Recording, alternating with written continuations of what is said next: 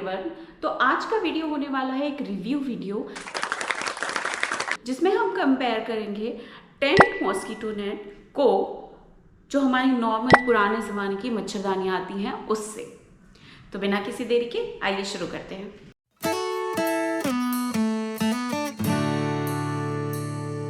कुछ दिनों पहले मैंने एक वीडियो बनाया था जिसमें मैंने बताया था आपको जो मैग्नेटिक डोर होता है जो दरवाजे पे लगता है उसके बारे में अपना एक्सपीरियंस, उसका रिव्यू सॉर्ट ऑफ। उस वीडियो को आप लोगों ने बहुत पसंद किया, तो इसीलिए मैंने सोचा कि ये जो दो चीज़ें हैं जो मैंने दोनों ही यूज़ की हैं और मेरे पर्सनल एक्सपीरियंस के बेसिस पे मैं आपके साथ शेयर करूँ कि मुझे कैसी लगी ये चीज़ें, हमारे कुछ फैक्टर्स जिनके बेसिस पे मैं इन दोनों को कंपेयर करने वाली हूँ। तो सबसे पहला फैक्टर जो है वो प्राइस से शुरू करते हैं, वो इम्पोर्टेंट होता है। तो अगर आप जो हमारी ट्रेडिशनल मच्छरदानी है जो हमारे घर में लगती है उस मच्छरदानी को कंपेयर करेंगे हमारी जो नेट मॉस्किटो, जो टेंट वाली मॉस्किटो नेट है उसके साथ ही कंपैरेटिवली थोड़ी सी महंगी होती है, थोड़ी कॉस्टली होती है। दूसरा फैक्टर है हमारा यूज़, कैसे इन्हें यूज़ किया जाता है, ईज़ कौन सी है यूज़ करने में, कौन सी ज़्यादा ईजी है। तो मैं आपको बता दूं कि जो हमारी पुराने ज़माने की मच्छरदानी है वो आपको पता ही होगा कि उसमें खूंटियाँ होती हैं, उसमें जो साइड में लूप्स बने होते हैं जिसे हमें फंसाना पड़ता है। तो उसे बांधने के लिए पहले के लोग जब छत पे सोया करते थे तो डंडे लगा के और फंसाते थे अपने खटिया के साथ में। अब उसको टांगने के लिए हम कीलें गाड़ते हैं, तब उसमें फंसाया जा सकता है उसको। जबकि जो टेंट मॉस्किटो नेट होती है उसे किसी भी लूप की या किसी भी हुक की, किसी चीज़ की ज़रूरत नहीं होती है बांधने के लिए। आप उसमें वायर्ड होती है और आप उसे खोलिए और उसको सीधा अपने बेड पे लगा दीजिए। Number 3, sizes. तो साइजेस में दोनों ही इक्वल है। जो पुरानी मच्छरदानी आती है वो भी सिंगल डबल जैसे साइज आपको चाहिए उसमें आती है, अवेलेबल होती है।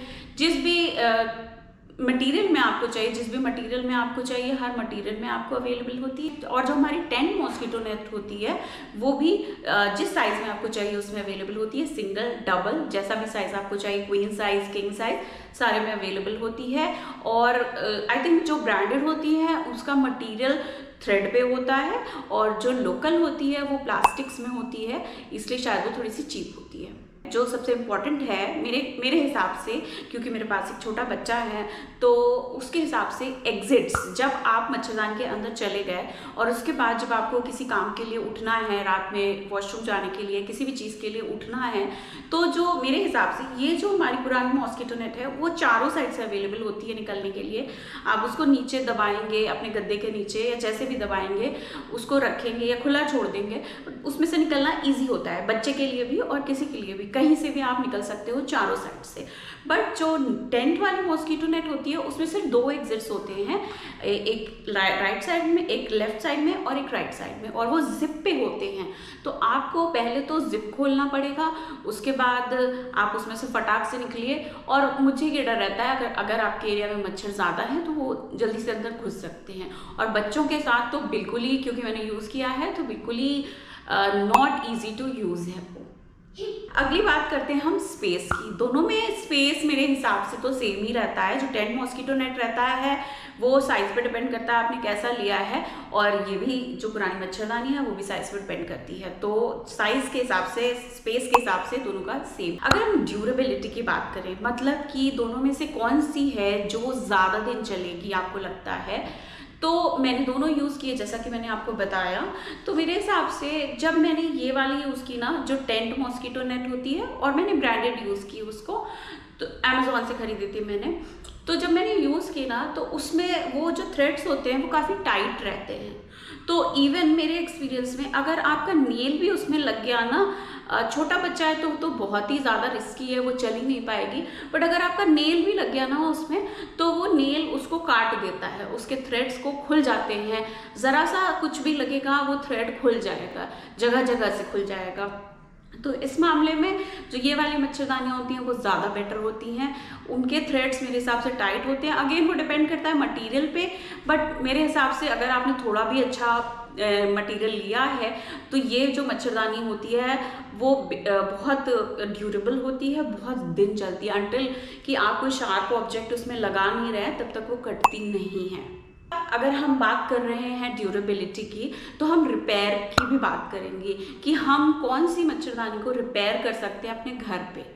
तो जो ये वाली मच्छरदानी होती है पुराने ज़माने वाली, वो मच्छरदानी को आप इजीली पैच कर सकते हो, उसमें कुछ लगा के सिल दो आप घर पे, कहीं खुल गई है, फट गई है तो आप सुई धागा मार सकते हो, पैच कर सकते हो। बट जो टेंट मॉस्किटो नेट्स होती हैं वो काफ़ी टाइट होती हैं।